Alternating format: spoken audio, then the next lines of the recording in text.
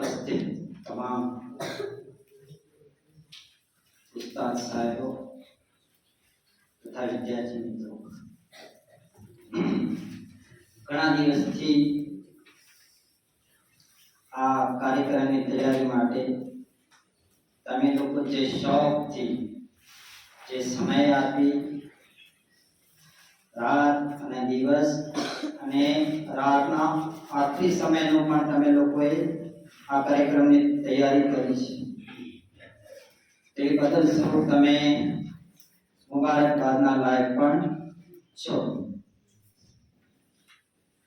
એક બાબત મને થોડી ઘણા વિદ્યાર્થીઓને જોતા સમજાય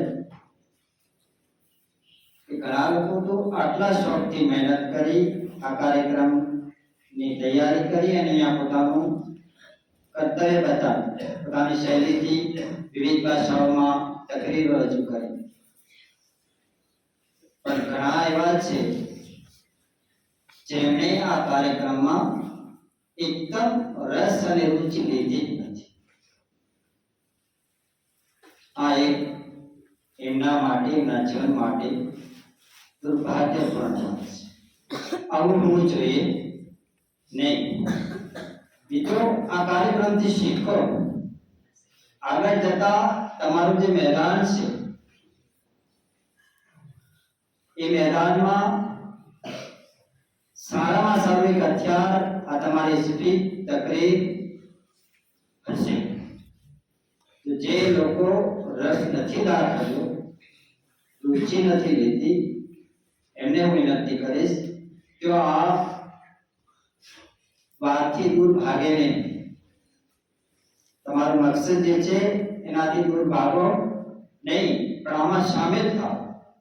બધા વિદ્યાર્થીઓ પાસેથી આટલા સારા શિક્ષકો તમારી પાસે દરેક મીડિયમના મોજૂદ છે, એમનું માર્ગદર્શન મેળવો ને શીખો. આ વર્ષે નહીં તો આવતા વર્ષે તમે પણ એ ગદામાં એ શૈલીમાં સારી રીતે પોતાનું વક્તવ્ય આપી શકો એવી કોશિશ કરો. તમે આગળ આવો, ભાગો નહીં.